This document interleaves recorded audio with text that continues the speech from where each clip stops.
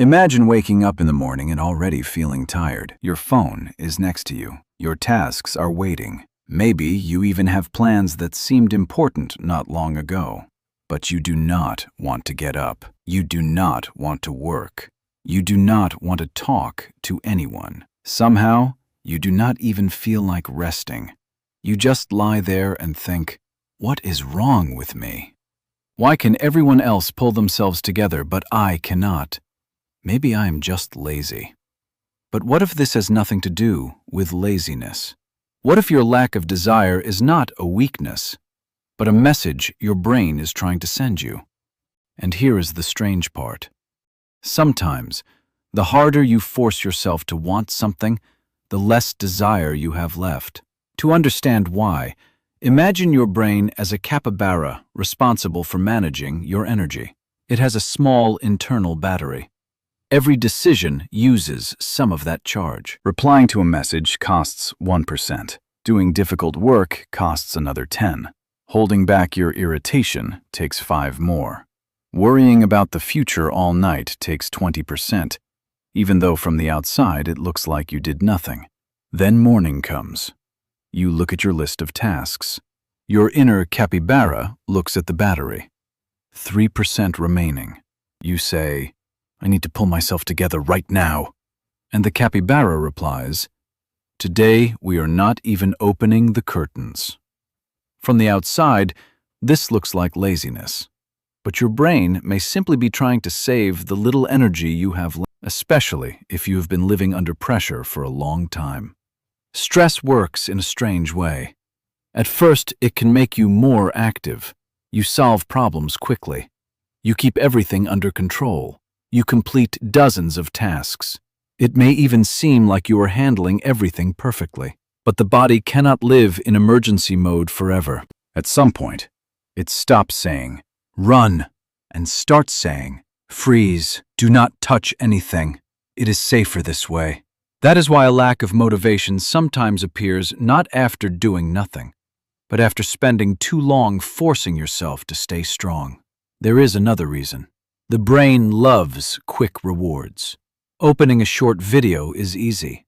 A new image, sound, or message appears within seconds. But to feel rewarded by studying, working, or exercising, you first have to spend energy. Imagine 2 machines. One gives you candy immediately after you press a button. The other promises a much bigger reward, but only after several weeks. Which machine will a tired brain choose? Obviously, the first one.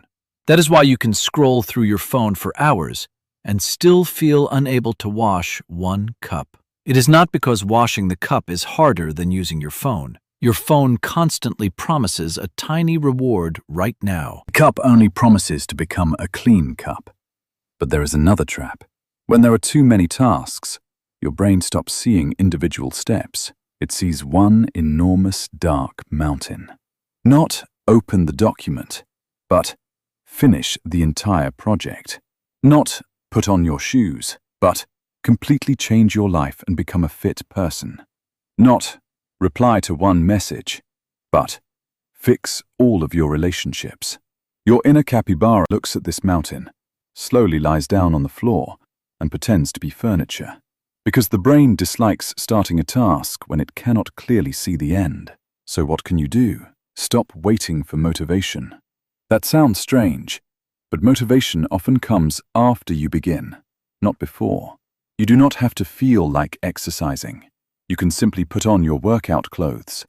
You do not need to feel ready to work for 2 hours. You can open the document and write 1 sentence. You do not need to clean the entire apartment. You can throw away 1 piece of trash. The task should be so small that your brain almost feels embarrassed to refuse.